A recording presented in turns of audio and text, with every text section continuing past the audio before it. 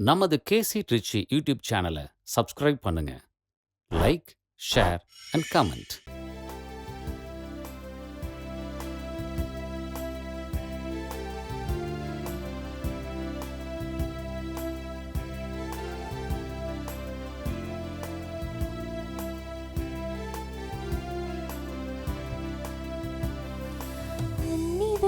வாசல் தேடி வருகின்றேன், என் இதயம் முறையை என்னில் வாருமே.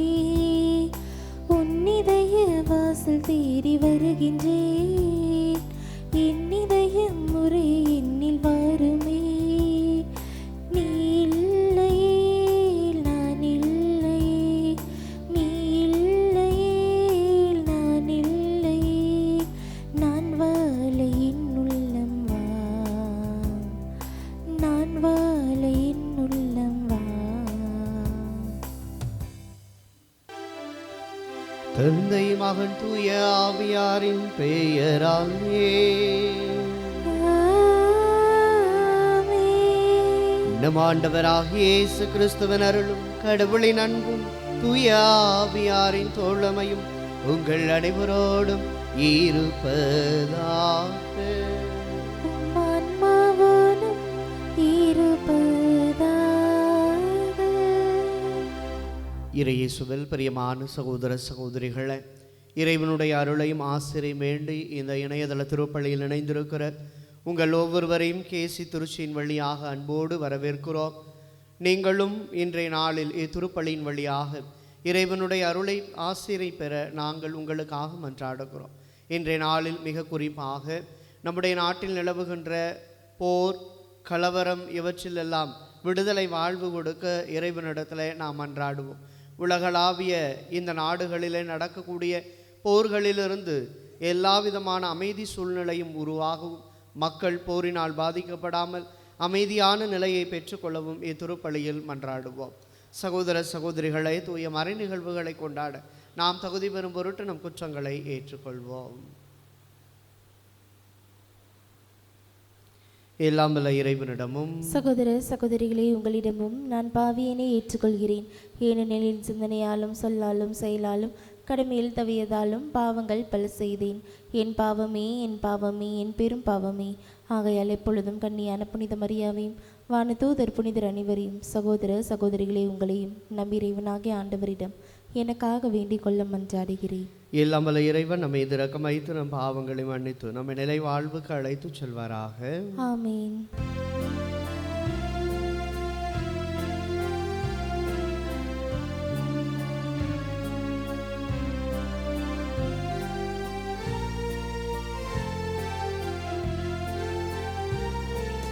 ஆண்டவரே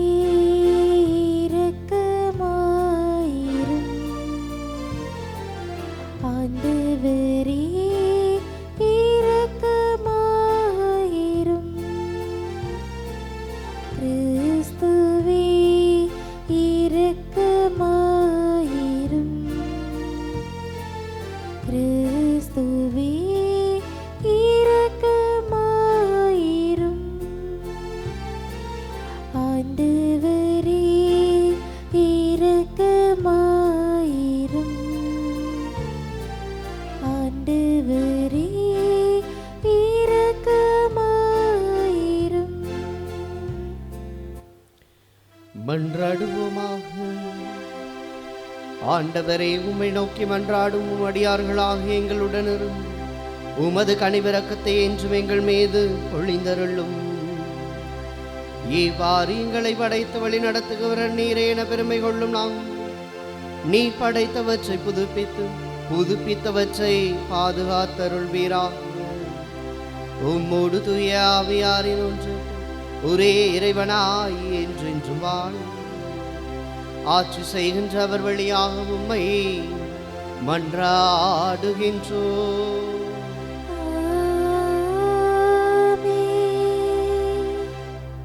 முதல் வாசகம். நாகும் நூலிலிருந்து அதிகாரம் 1 இறைத்திருமுத்து 15 மற்றும் அதிகாரம் 2 இறைத்திருமுத்து 2 அதிகாரம் 3 மற்றும் இறைத்திருமுத்துக்கள் 1 3 மற்றும் 6 7 முடிய. வெற்றி வெற்றி என்று முழங்கி நற்செய்தி அறிவிப்பவளின் கால்கள் மலைகளின் மேல் தென்படுகின்றன. யூதாவே, உன் திருவிழாக்களை கொண்டாடு, உன் பொருத்தனைகளை நிறைவேற்று. ஏனெனில் தீயவன் உன் நடுவில் இனி வரவே மாட்டான். அவன் முற்றிலும் அழிந்து விட்டான். இஸ்ரேலின் மேன்மை போலவே யாக்கோப்பின் மேன்மையை ஆண்டவர் மீண்டும் நிலைநாட்டுகின்றார். கொள்ளைக்காரர்கள் அவர்களை கொள்ளையடித்தனர், அவர்களின் திராட்சை கொடிகளையும் அழித்து போட்டனர். இரத்தக்கரை படிந்த நகருக்கு ஐயோ கேடு! அங்கு நிறைந்திருப்பது எல்லாம் பொய்களும் கொள்ளை பொருளுமே. சூறையாடலுக்கு முடிவே இல்லை. சாட்டைகளின் ஓசை, சக்கரங்களில் கீச்சிடும் ஒளி, தாவி பாயும் புரவிகள், உருண்டோடும் தேர்கள், குதிரை வீரர்கள் பாய்ந்து தாக்குகின்றனர். வாள் மின்னுகிறது, ஈட்டி பளபளக்குகின்றது.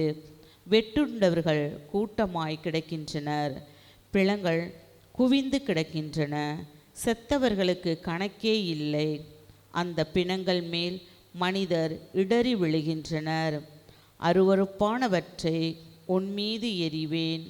உன்னை இகழ்ச்சியுடன் நடத்தி புகட்டிப் பொருள் ஆக்குவேன்.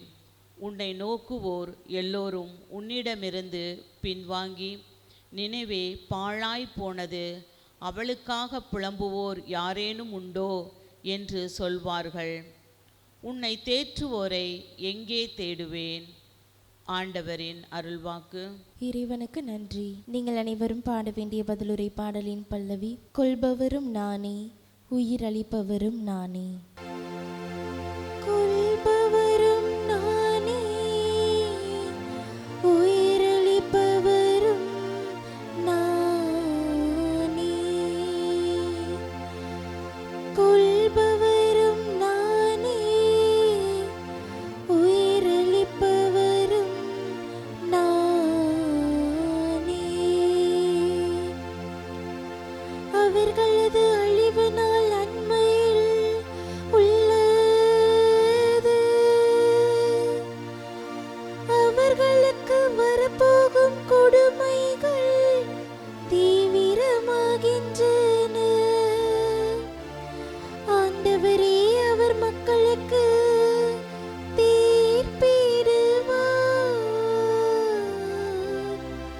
அவர் தம் ஊழியர்களுக்காக அவர் மனம் இறங்கிடுவார். கொள்பவரும் நானே, உயிரளிப்பவரும் நானே. நானோ இருக்கிறவர், என்னை தவிர வேறு தெய்வங்கள் இல்லை என்பதை இப்பொழுது உணர்ந்து கொள்ளுங்கள். கொள்பவரும் நானே, உயிரளிப்பவரும் நானே. காயப்படுத்துபவரும் நானே, குணமாக்குபவரும் நானே. கொள்பவரும் நானே, உயிரளிப்பவரும் நானே. கொள்பவரும் நானே, உயிரளிப்பவரும் நானே. அல்லேலூயா, அல்லேலூயா, அல்லேலூயா,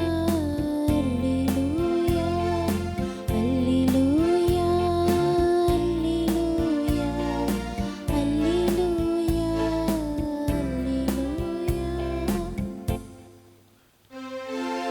நீதியின் பொருட்டு துன்புறுத்தப்படுவோர் பேறு பெற்றோர்.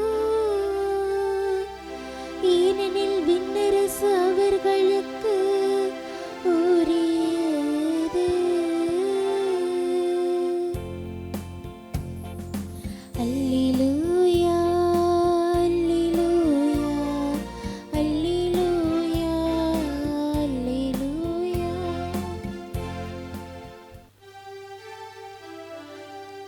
ஆண்டவர் உங்களோடு இருப்பாராக. உம் ஆன்மாவோடும் இருப்பாராக. மத்தேயு எழுதிய தூய நற்செய்தியிலிருந்து வாசகம். ஆண்டவரே, மாட்சி உமக்கே. பிரிவு 14 இறை வார்த்தைகள் 24 தொடங்கி 28 வரை. அக்காலத்தில் இயேசு தம் சீடரை பார்த்து, என்னை பின்பற்ற விரும்பும் எவரும் தன்னலம் துறந்து தம் சிலுவையை தூக்கி கொண்டு என்னை பின்பற்றட்டும். ஏனெனில் தம் உயிரை காத்து கொள்ள விரும்பும் எவரும் அதை இழந்து விடுவர். மாறாக என் பொருட்டு தம்மையே அழித்து கொள்கிற எவரும் வாழ்வடைவர்.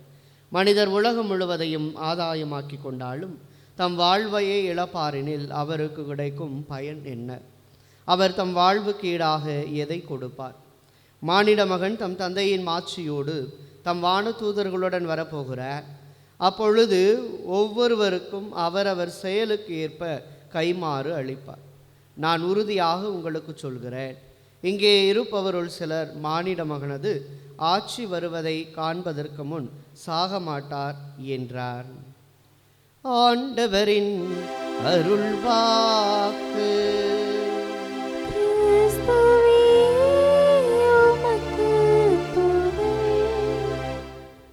யாருக்காக வாழ்வது? இறைவனுக்காகவா, இவ்வுலகத்திற்காகவா? இறையேசுவில் பிரியமான சகோதர சகோதரிகளே, இந்த உலகத்தில் பிறந்த அத்துணை பேருமே வாழ வேண்டும் என்பதனுடைய ஆசையின் அடிப்படையில் தான் பயணித்து கொண்டு இருக்கிறோம். யாருமே நம்முடைய வாழ்க்கையில் நான் வாழ விரும்பவில்லை, எனக்கு வாழ்வு தேவையில்லை, நான் வாழ்வதில் என்ன அர்த்தம் இருக்கிறது என்பது போன்ற ஒரு யதார்த்த மனநிலையில் இருக்கின்ற ஒரு சூழலை நாம் பார்க்கின்றோம்.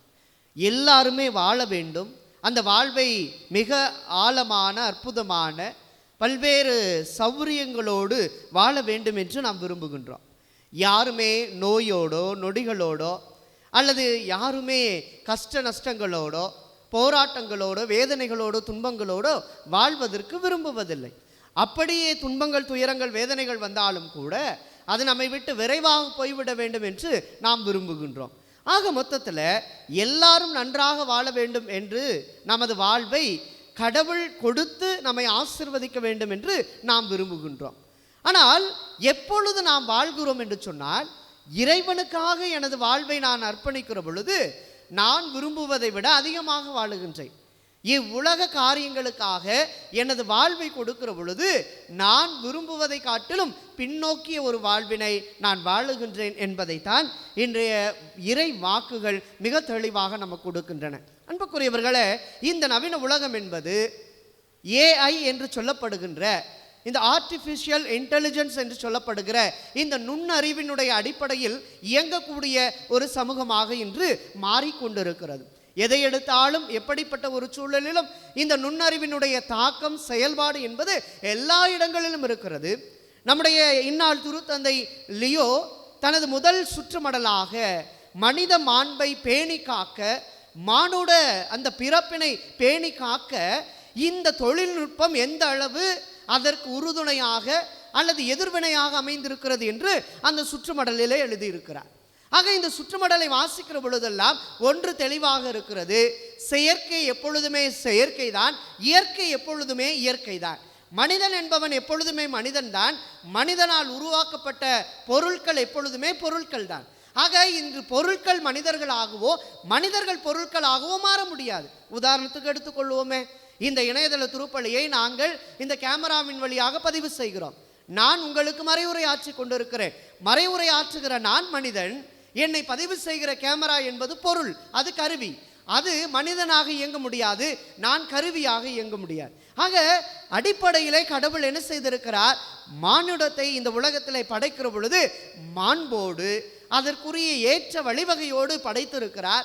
எனவேதான் தொடக்க நூல் 1ஆம் அதிகாரம் 26வது இறை வார்த்தையில கடவுள் மானிடரை இந்த உலகில் படைக்கிற பொழுது நம் உருவிலும் நம் சாயலும் உண்டாக்குவோம் என்று கடவுள் படைக்கின்றார். அப்படி படைக்கிற பொழுது படைத்த எல்லாவற்றையும் அவர் நோக்குகிற பொழுது அவர் என்ன சொல்லுகிறார்? எல்லாவற்றையும் நல்லதென கண்டார். இந்த உலகிலே மானிடர் தான், மனித படைப்பு தான் இந்த படைப்புகள் அத்தனையுமே ஆழ கடவுளால் தேர்ந்தெடுக்கப்பட்டார். இந்த படைப்புகள் எல்லாம் மனிதனை ஆள்வதற்காக கடவுள் உருவாக்கவில்லை. நன்றாய் புரிந்து கொள்ள வேண்டும். ஆனால் இன்று தலைகீழாக மாறி இருக்கிறது நம்முடைய வாழ்வு. மனிதன் ஓரமாய் நிற்கிறான், எல்லா கருவிகளும் ஓங்கி நிற்கின்றன. மனிதன் ஒன்றும் செய்யாமல் இருக்கிறான், எல்லா சாதனங்களும் சாதித்து கொண்டிருக்கின்றன. ஆக இன்று மனிதன் தேவையில்லை, கருவிகள் போதும். இன்று மனிதன் தேவையில்லை, பயன்படுத்துகிற சாதனங்கள் போகும் என்ற நிலைமைக்கு நாம் கொஞ்சம் கொஞ்சமாக தள்ளப்பட்டு கொண்டிருக்கிறோம் அன்புக்குரியவர்களே. அப்படி என்றால் இந்த உலக காரியங்கள் அத்தனைக்கும் நான் என்ன செய்கின்றேன்? என் வாழ்வை அர்ப்பணிக்க ஆசைப்படுகிறேன். அதில் தான் என் வாழ்வு இருக்கிறது என்று நான் விரும்பி தேடுகின்றேன். ஆனால் இன்றைய நற்செய்தியிலே நாம் தெளிவாய் பார்க்கிறோம், மனிதர் உலகம் முழுவதையும் தமதாக்கி கொண்டாலும் தம் ஆன்மாவை இழந்தாரெனில் அவருக்கு கிடைக்கும் பயன் என்ன என்று ஆண்டவர் இயேசு கிறிஸ்து கேட்கிறார். காரணம், என்னை பின்பற்ற விரும்புகிற ஒவ்வொருவரும் என்ன செய்ய வேண்டும் என்று சொன்னால், எனக்காக தங்கள் வாழ்வை இழந்து எனக்காக என் சீடத்துவ வாழ்வில் பங்கெடுக்க வேண்டும் என்று ஆண்டவர் இயேசு கிறிஸ்து அழைப்பு விடுக்கின்றார். நாம் இன்றைய நாளிலே கடவுளுக்காக நமது வாழ்வை இழக்க, கடவுளுக்காக நமது வாழ்வை இன்னும் அதிகமாக இழக்க கற்றுக்கொண்டோம் என்று சொன்னால் அதில் வாழ்வடைகிறோம் என்பதுதான் யதார்த்தமான உண்மையாக இருக்கிறது அன்புக்குரியவர்களே. ஏனென்றால் இன்றைய நாளினுடைய இறைவாக்குகளை சிந்திக்கிற பொழுது இயேசு எப்படிப்பட்டவர்? அவர் வாழ்வை கொடுக்க வந்தவர். யாரெல்லாம் தனக்காக, தன் பணிக்காக, தன் சீடத்துவ வாழ்வுக்காக, தன் இறையாட்சி கனவுக்காக தன் வாழ்வை இழக்க துணிகிறார்களோ அத்தனை பேருக்கும் வாழ்வு கொடுக்க வேண்டவர் தான் ஆண்டவர் இயேசு கிறிஸ்து. எனவேதான் யோவான் நற்செய்தியிலே 10ஆம் அதிகாரம் 10ஆம் இறைவார்த்தை சொல்லுகிறது, ஆடுகள் வாழ்வு பெறும் பொருட்டு, அதுவும் நிறைவான வாழ்வு பெறும் பொருட்டு நான் வந்துள்ளேன் என்று ஆண்டவர் இயேசு கிறிஸ்து தன்னை இழந்து இத்தரணி முழுவதுமாக வாழ வைக்கிறார் என்பதைத்தான் ஒவ்வொரு நாள் திருப்பலி கொண்டாட்டமும் நமக்கு சொல்லுகிறது என்று சொன்னால், அத்தகைய பேர் உண்மையை தான் இன்றைய நாளினுடைய இறை வாக்கு வழிபாடு நமக்கு சொல்லுகிறது. அப்படி என்றால் இயேசு எப்படிப்பட்ட வாழ்வினை நமக்கு கொடுக்கிறார்? சிந்தித்து பார்ப்போமே. 12 வகையான வாழ்வை இயேசு கொடுக்கின்றார். முதலாவதாக நாம் பார்க்கிறோம், லூக்கா நற்செய்தி 19ஆம் அதிகாரம் 10வது இறை வார்த்தையிலே, வாழ்வை இழப்பவருக்கு வாழ்வு கொடுப்பவராக, எல்லாவற்றையும் இழந்து நிற்பவருக்கு வாழ்வு கொடுப்பவராக ஆண்டவர் இயேசு முதலில் இருக்கிறார். எனவேதான் அவர் பாவிகள், வரி தண்டுபவர்கள், எல்லா விதத்திலும் தங்களை ஒடுக்கப்பட்ட நிலையில், சமூகத்தால் ஓரம் கட்டப்பட்ட நிலையில் இருந்த மக்கள் அத்துணை பேருக்கும் வாழ்வு கொடுப்பவராக முதலில் இருக்கிறார். இரண்டாவதாக அவர் நம்முடைய முழுமையான வளர்ச்சிக்கு வாழ்வு கொடுப்பவராக இருக்கிறார். இதைத்தான் ஏசாயா புத்தகம் 53ஆம் அதிகாரம் 5வது இறை வார்த்தை நமக்கு சொல்லுகிறது. மூன்றாவதாக தன் உயிர்ப்பின் வழியாக நமக்கு வாழ்வு கொடுக்கின்றார். ரோமையருக்கு எழுதிய திருமுகம் 4ஆம் அதிகாரம் 25 இதை நாம் பார்க்கிறோம். நான்காவதாக நமக்கு அமைதி கொடுப்பதற்காக இயேசு வாழ்வை கொடுத்தார். நாம் எல்லாரும் இன்றைய நாளில் அமைதியற்ற சூழலில் இருக்கிறோம். ஒவ்வொரு நாள் திருப்பலியிலும் அமைதியை உங்களுக்கு விட்டு சொல்லுகிறேன், என் அமைதியையே உங்களுக்கு அளிக்கிறேன் என்று தாம் திருத்தூதர்களுக்கு மொழிந்த அதே அமைதியை ஆண்டவர் இயேசு கொடுக்கிறார் என்றால் அந்த அமைதியை வழங்குபவராக நான்காவதாக நாம் பார்க்கிறோம். இதைத்தான் கொலோசியருக்கு எழுதிய திருமுகம் 1:20 வாசிக்கின்றோம். ஐந்தாவதாக நம் பாவங்களை மன்னித்து வாழ்வு கொடுப்பவராக ஆண்டவர் இயேசு கிறிஸ்து இருக்கிறார். இதைத்தான் யோவான் முதல் திருமுகம் 1ஆம் அதிகாரம் 9வது இறை வார்த்தையிலே நாம் வாசிக்க கேட்கிறோம் அன்புக்குரியவர்களே. ஆறாவதாக நிலை வாழ்வு கொடுக்க தன் வாழ்வை இழந்தவராக ஆண்டவர் இயேசு கிறிஸ்து இருக்கிறார். இதைத்தான் யோவான் நற்செய்தி 3ஆம் அதிகாரம் 16வது இறை வார்த்தை அன்பின் கடவுளாக தன்னை வெளிப்படுத்துகிறார். ஏழாவதாக பாருங்களே, எபேசியருக்கு எழுதிய திருமுகம் 1ஆம் அதிகாரம் 7வது இறை வார்த்தையிலே மீட்பு கொடுப்பவராக தன் வாழ்வை ஆண்டவர் இயேசு அங்கே கொடுக்கின்றார். எட்டாவதாக நாம் சிந்திக்கிறோம் அன்புக்குரியவர்களே, உண்மையான நல்லாயனாக இயேசு நமக்காக வாழ்வை கொடுப்பவராக அங்கே இருக்கிறார். இதைத்தான் திருப்பாடல்கள் 23:1 ஆண்டவரே என் நாயன், எனக்கு ஏதும் குறையில்லை என்று நாம் வாசிக்கின்றோம். 9ஆவதாக பார்க்கிறோம், கடவுள் எனக்கு வலிமை கொடுப்பவராக தன் வாழ்வை இழக்கின்றார். அவர் இழந்து என் வாழ்வை வலுவூட்டுகிறார், வலிமைப்படுத்துகிறார் என்ற சிந்தனை தெளிவை தான் 9ஆவதாக நாம் பிலிப்பியருக்கு எழுதிய திருமுகம் 4ஆம் அதிகாரம் 13வது இறை வார்த்தையில் பார்க்கிறோம். அதற்கு அடுத்தது 10ஆவதாக பார்க்கிறோம், நம்பிக்கையை கொடுத்து நம்பிக்கையில் வளர்ச்சி பெற இயேசு தன்னையே இழக்கிறார் என்று அவர் தன் வாழ்வை கொடுக்கிறார் என்று பார்க்கிறோம். இதைத்தான் எபிரேயருக்கு எழுதப்பட்ட திருமுகம் 6ஆம் அதிகாரம் 19வது இறைவார்த்தையில் மிக தெளிவாக நாம் வளர வாழ நம்பிக்கையில் நிலைத்து நிற்க இயேசு தன் வாழ்வை முழுமையாய் நமக்கு கொடுக்கிறார் என்று பார்க்கிறோம். 11ஆக அன்புக்குரியவர்களே, அவர் மீண்டும் வந்து நமக்கு புது வாழ்வு கொடுப்பார் என்று தன் வாழ்வினுடைய இழப்பின் தன்மையை ஆண்டவர் இயேசு கொடுக்கிறார். இதைத்தான் நாம் யோவான் நற்செய்தி 14ஆம் அதிகாரம் 3வது இறைவார்த்தையிலே பார்க்கிறோம். இறுதியாக அன்புக்குரியவர்களை 12வதாக சிந்திக்கிற பொழுது திருவள்ளிவாடு புத்தகம் 5ஆம் அதிகாரம் 12வது இறை வார்த்தையிலே நாம் எல்லோரும் அவரை புகழ்ந்து பாட, ஆராதிக்க, அன்பு செய்ய, அவரை துதித்து மகிமைப்படுத்த ஆண்டவர் இயேசு தன் வாழ்வை நமக்காக கொடுத்திருக்கிறார் என்று பார்க்கிறோம். பாருங்கள், இவ்வளவு அருமையான சிந்தனைகளை உள்ளடக்கியதாக ஆண்டவர் இயேசு கிறிஸ்து நமக்காக அவர் தம் வாழ்வை கொடுத்திருக்கிறார் என்றால் அவருக்காக ஏன் நான் என் வாழ்வை கொடுக்க கூடாது? அவர் எனக்காக இவ்வளவு தூரம் கடினப்பட்டு சிலுவை சாவை ஏற்று, அதுவும் கடவுள் தன்மை விளங்கி அவர் அதை வழிந்து வச்சு கொண்டிருக்கிற ஒன்றாக கருதாமல் அதை இழந்து அடிமையின் வடிவை ஏற்று தம்மையே தாழ்த்தி கொண்டு சிலுவை சாவை ஏற்றார் என்று பிலிப்பியருக்கு எழுதிய திருமுகம் 2ஆம் அதிகாரம் 6 முதல் 11 வரை பார்க்கிறோமே. அத்தகைய ஆண்டவரை தான் நாம் கொண்டாடுகிறோம் என்று சொன்னால் அவருக்காக நமது வாழ்வை இழக்க நாம் துணிவு கொள்ள வேண்டும். அவருக்காக நமது வாழ்வை அர்ப்பணிக்கிற பொழுது நிச்சயம் நாம் இழந்து போவதில்லை, நமது வாழ்வு போவதில்லை, நாம் இறப்பை சந்திக்க போவதில்லை, நமது வாழ்விலே பல்வேறு விதமான கடினமான சூழல்களை நாம் அனுபவிக்க போவதில்லை. மாறாக அவருக்காக நாம் வாழ்ந்தோம் என்றால் அவரால் நாம் வாழ்வோம். அதுதான் உண்மை. இவ்வுலகுக்காக வாழ்பவர்கள் எல்லாம், இந்த உலகத்தில் உள்ள அத்தனை காரியங்களின் பால் வாழுகிறவர்கள் எல்லாம் ஒரு நாள் எல்லாவற்றையும் இழந்து போக வேண்டும். அன்புக்குரியவர்களை, பல்வேறு விதங்களிலே சிந்திக்கிற பொழுது வெள்ளம் வருகிறது, கனமழை பெய்கிறது, நிலச்சரிவு நடக்கிறது, நிலநடுக்கம் நடக்கிறது, பல்வேறு சூறாவளி புயல் காற்றெல்லாம் நடக்கிறது. அப்பொழுதெல்லாம் சேர்த்து வைத்த செல்வங்கள் எங்கே போகின்றன? கோடி கோடியாக கட்டிய மாட மாளிகைகளும் வீடுகளும் எங்கே போகின்றன? பார்த்து பார்த்து வாங்கிய கார்கள் எல்லாம் எங்கே போகின்றன? மழை நீரில் அடித்து செல்லப்படுகின்றன. ஒவ்வொருவரும் நமது வாழ்க்கையில இந்த உலக காரியங்கள் எல்லாவற்றையும் சேர்த்து வைத்து கொண்டே இருக்கிறோம். அன்றைய நாளிலே ஒரு மனிதன் விவிலியத்திலே நாம் பார்க்கிறோம், நான் விளையச் செய்திருக்கிறேன், எல்லாம் விளைந்திருக்கிறது, என் களஞ்சியத்தை இடித்து இன்னும் பெரிதாக கட்டுவேன் என்று அவன் மமதையில் இருந்தபோது ஆண்டவன் அவர் மண்டையில் அடித்து சொன்னது என்ன? அறிவிலியே, இன்றே உன் உயிரை நான் எடுத்து விட்டால் என்ன செய்வாய்? நமக்கு தெரிய வேண்டும் அன்புக்குரியவர்களே, 6 அடி நிலம்தான் எல்லாருக்கும் கடைசியில் உண்டு. இறப்பு திருப்பலி முடிந்தவுடன் கல்லறைக்கு மந்திரிக்கு செல்கிற பொழுதெல்லாம் கேட்கிற வார்த்தை என்ன? எந்த ஒரு பொட்டு மணி இல்லாமல் எல்லாத்தையும் கலட்டிருங்க, அரணாகயிறு கூட அங்கே இருக்கக்கூடாது. வெற்று உடம்பாக இம்மண்ணுக்கு வந்த நாம் வெற்று உடலாக மண்ணுக்கு கையளிக்கப்படுகிறோம். இதற்கு இடையில் இந்த மண்ணில் வாழுகிற நமக்கு மண்ணின் மீது ஆசை, பொன்னின் மீது ஆசை, பெண்ணின் மீது ஆசை, இவ்வுலக காரியங்கள் மீது ஆசை.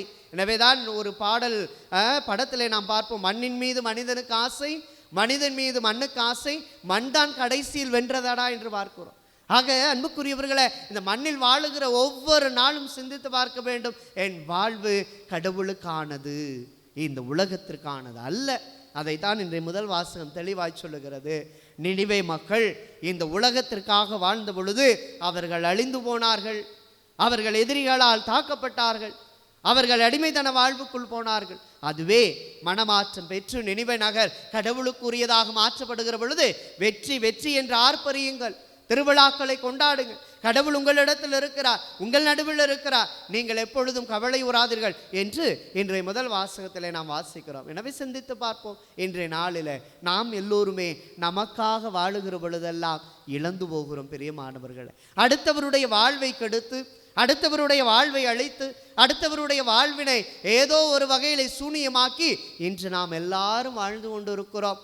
அந்த வாழ்க்கையினால் பயன் என்ன? பிரியமானவர்களே, வாழுகிற பொழுது என்கிட்ட காசு பணம் இருந்துச்சு, சொத்து சுகம் இருந்துச்சு, நான் பணக்காரனாக இருக்கிறேன், பதவியில் இருக்கிறேன், நான் செல்வாக்கோடு இருக்கிறேன், பெரிய பெரிய பின்புலங்களோடு இருக்கிறேன்னா எல்லாரும் நம்ம சுற்றியே வருவாங்க. எங்கே இனிப்பை சுற்றி ஈ மொய்கிற மாதிரி மொச்சுக்கிட்டே இருப்பாங்க. எல்லாம் உங்களை விட்டு போக போக கொஞ்சம் கொஞ்சமாக எல்லாரும் போயிடுவாங்க.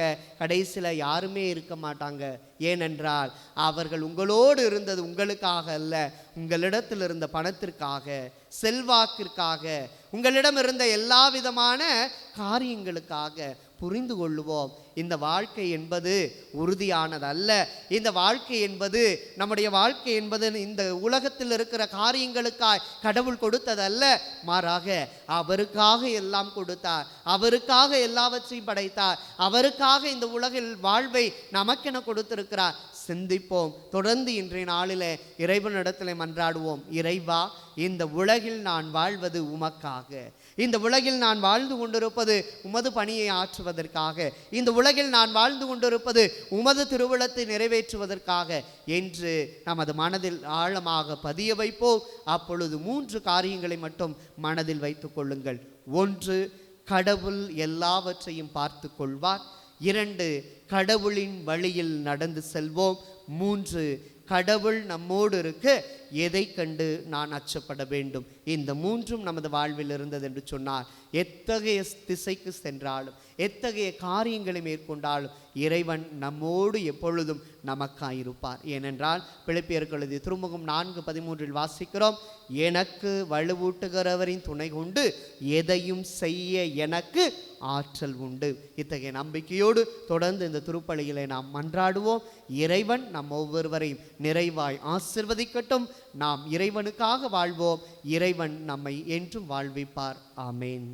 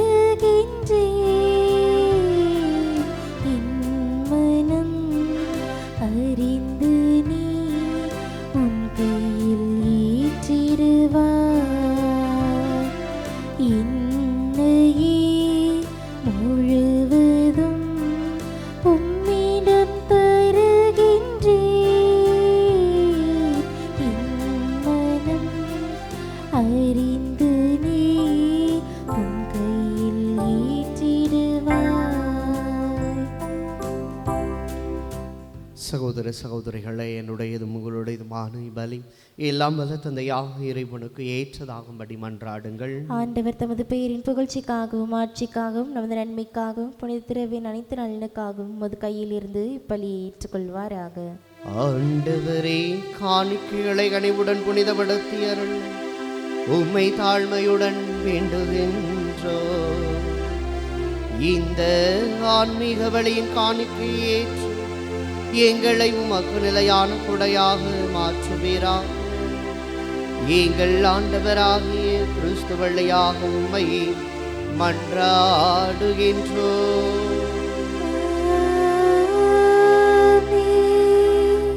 ஆண்டவர் உங்களோடு இருப்பாராக.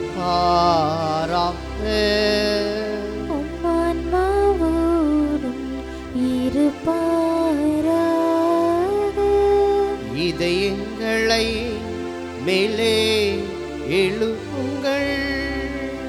ஆண்டவரிடம் எழுப்பியுள்ளோம்.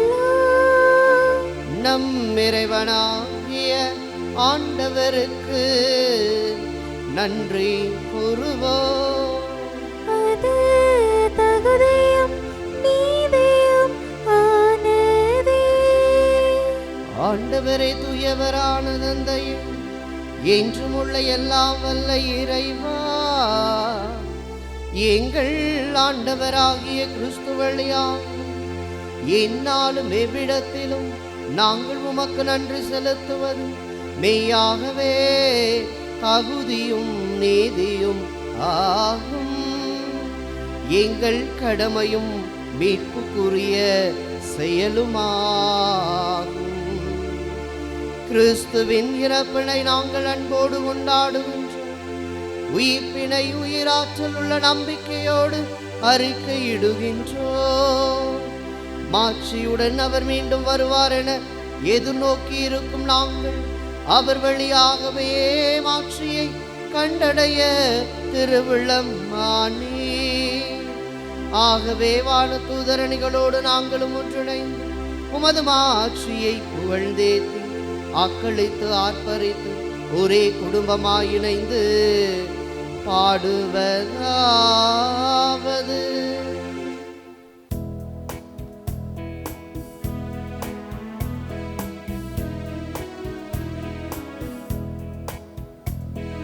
தூயவர் தூயவர் தூயவர் வான்படைகளின் கடவுளாம் ஆண்டவர்.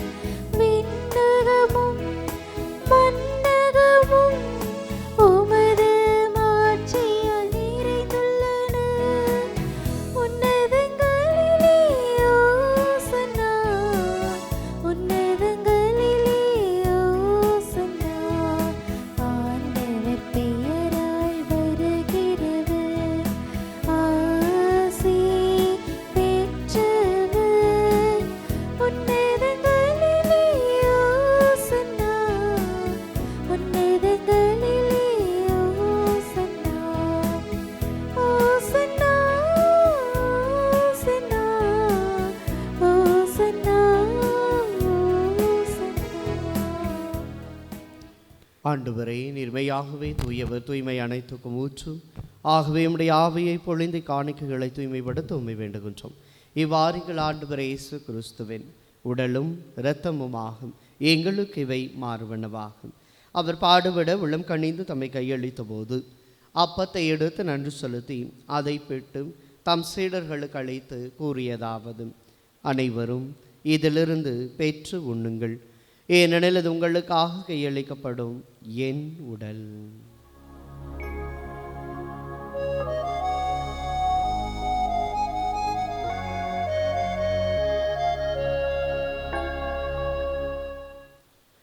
அவ்வனமே இரவு விருந்தை அருந்திய பின் கிண்ணத்தையும் எடுத்து மீண்டும் உமக்கு நன்றி கூறி தாம் சீடர்களுக்கு அழைத்து அவர் கூறியதாவது: அனைவரும் இதிலிருந்து பெற்று பருகுங்கள், ஏனெனில் இது புதிய நிலையான உடன்படிக்கைக்குரிய என் இரத்தத்தின் கிண்ணம். இது பாவ மன்னிப்புக்கென்று உங்களுக்காகவும் பலருக்காகவும் சிந்தப்படும். இதை என் நினைவாக செய்யுங்கள்.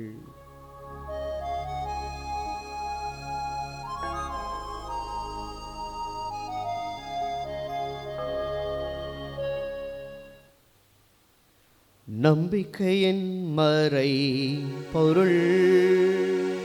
ஆண்டவரே, நீர் வருமளவும் உமது இறப்பினை அறிக்கையிடுகின்றோம். உமது உயிர்ப்பினையும் எடுத்துரைக்கின்றோம்.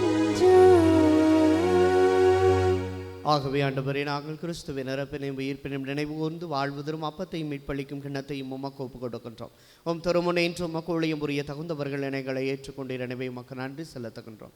மேலும் கிறிஸ்துவின் உடலிலும் இரத்தத்திலும் பங்கு கொள்ளும் எங்களை தூய ஆவியார் ஒன்று சேர்க்க வேண்டும் என உம்மை தாழ்மையுடன் மன்றாடுகிறோம். ஆண்டவரை, உலகெங்கும் பரவியிருக்கும் உமது திரு அவையை நினைவு கூர்ந்தருளும். எங்கள் திருத்தந்தையிலேயோ எங்கள் ஆயர் ஆரோக்கியராஜ் எல்லா திருநிலையினர் ஆகிய அனைவரோடும் உமது திரு அவை அன்பில் நிறைவேறச் செய்தருளும். தந்தையே, உயிர் தழும் எதிர்நோக்குடன் திகழ்கொள்ளும் எங்கள் சகோதர சகோதரிகளையும் இறந்தோர் அனைவரையும் இரக்கத்துடன் நினைவு கூர்ந்து உமது திருமுக வழியினுள் ஏற்றருளும். எங்கள் அனைவர் மீதும் இரக்கமாயிரும். கடவுளின் கன்னி தாயான புனித மரியா, அவருடைய கணவரான புனித யோசேப்பு, புனித திருத்தூதர்கள், இவ்வுலகில் உமக்கு உகந்தவராய் இருந்தோர் ஆகிய புனிதர் அனைவருடனும் நாங்கள் நிலைவாழ்வில் பங்கு கொள்ளும் தகுதி பெற்றும் திருமகன் இயேசு கிறிஸ்து வழியாக உம்மை புகழ்ந்தேத்தும் வரமருள உம்மை மன்றாடுகின்றோம். இவர் வழியாக இவருடையவரின் எல்லாம் வல்ல இறைவனாகிய தந்தையே, தூய ஆவியாரின் ஒன்று எல்லா புகழும் மாற்றியும் என்றென்றும் உமக்கு உரியதே.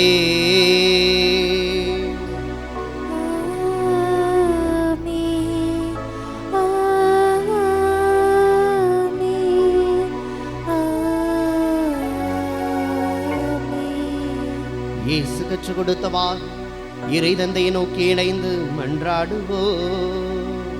விண்ணுலகில் இருக்கிற எங்கள் தந்தையே, உமது பெயர் தூயது என போற்ற பெறுக. உமது ஆட்சி வருக. உமது திருவுளம் விண்ணுலகில் நிறைவேறுவது போல மண்ணுலகிலும் நிறைவேறுக. எங்கள் அன்றாட உணவை இன்று எங்களுக்கு தாரும். எங்களுக்கு எதிராக குற்றம் செய்வோரே நாங்கள் மன்னிப்பது போல எங்கள் குற்றங்களை மன்னியும்.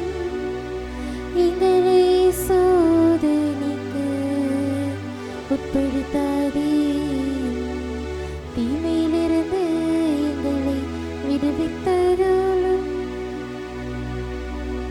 ஆண்டவரே, தீமை அனைத்திலிருந்தும் எங்களை விடுவித்து எங்கள் வாழ்நாளில் அமைதியை கனிவுடன் அருள உம்மை மன்றாடுகின்றோம். உமது இரக்கத்தின் உதவியால் நாங்கள் பாவத்திலிருந்து எப்போதும் விடுதலை பெற்று யாதொரு கலக்கம் இன்றி நலமாய் வளமாய் வாழ்வோமாக. நாங்கள் எதிர்நோக்கி இருக்கும் பேரின்பத்துக்காகவும் மீட்பராகிய இயேசு கிறிஸ்துவின் வருகைக்காகவும் காத்திருக்கின்றோம். ஏனெனில் ஆட்சியும் வல்லமையும் ஆட்சியும் என்றென்றும் உமதே. ஆண்டவரே இயேசு கிறிஸ்துவே, அமைதியை உங்களுக்கு விட்டுச் சொல்கின்றேன், என் அமைதியையே உங்களுக்கு அளிக்கின்றேன் என்றும் திருத்தூதர்களுக்கும் ஒழிந்தேன். எங்கள் பாவங்களை பாராமல் உமது துரு அவையின் நம்பிக்கையை கண்ணோக்கி உமது திருவுள்ளத்திற்கு ஏற்ப அதற்கு அமைதியையும் ஒற்றுமையையும் அளித்தருள்வீராக. என்றென்றும் வாழ்ந்து ஆட்சி செய்கின்றவர் நீரே. ஆமென். ஆண்டவருடைய அமைதி உங்களோடு என்றும் இருப்பதாக. உம் ஆன்மாவோடும் இருப்பதாக. ஒருவருக்கொருவர் ஆண்டவர் இயேசு வழங்கும் அமைதியை பகிர்ந்து கொள்வோம்.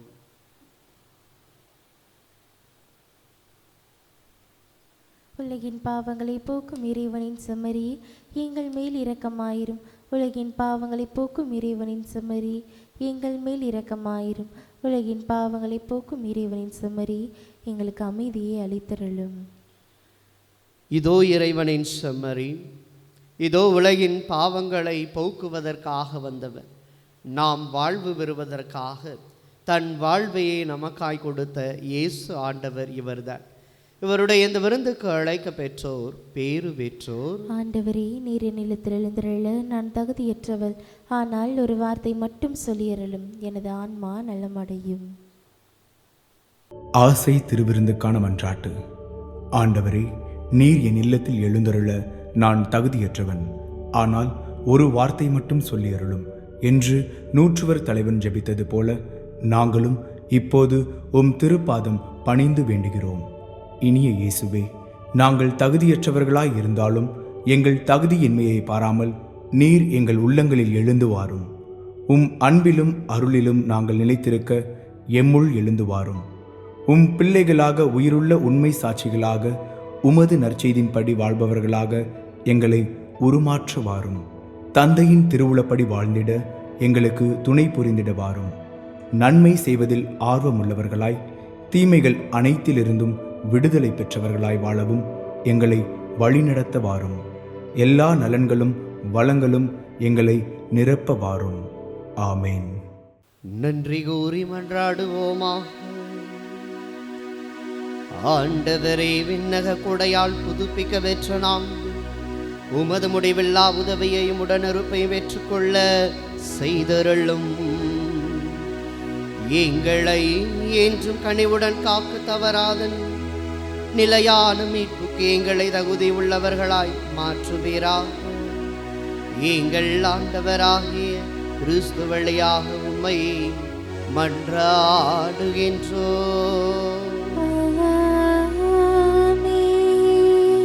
ஆண்டவர் உங்களோடு இருப்பாராக. உம் ஆன்மாவோடும் இருப்பாராக.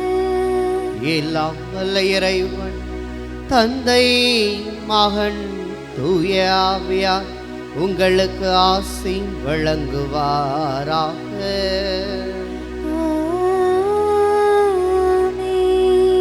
இறைவன் என்றும் நம்மை வாழ்விப்பார் என்ற நம்பிக்கையும் சென்று வாருங்கள், திருப்பலி நிறைவேறிற்று. இறைவனுக்கு நன்றி.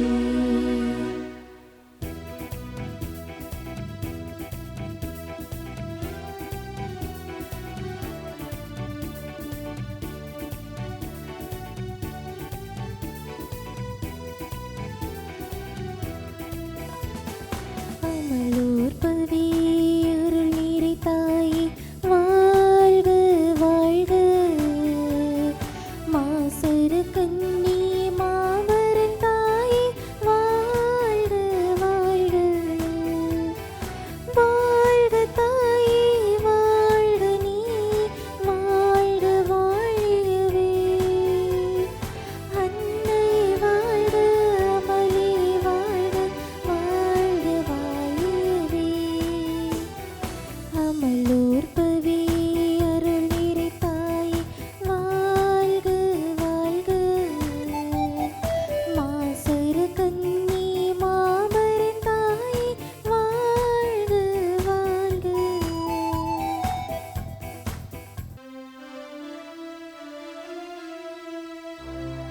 நிலையான புகழுக்குரிய தூய இறை நற்கருணைக்கு எல்லா காலமும் ஆராதனையும் புகழும் போற்றியும் ஆட்சியும் உண்டாக கடவுது. தந்தை மகன் தூய ஆவியின் பெயராலே ஆமீன்.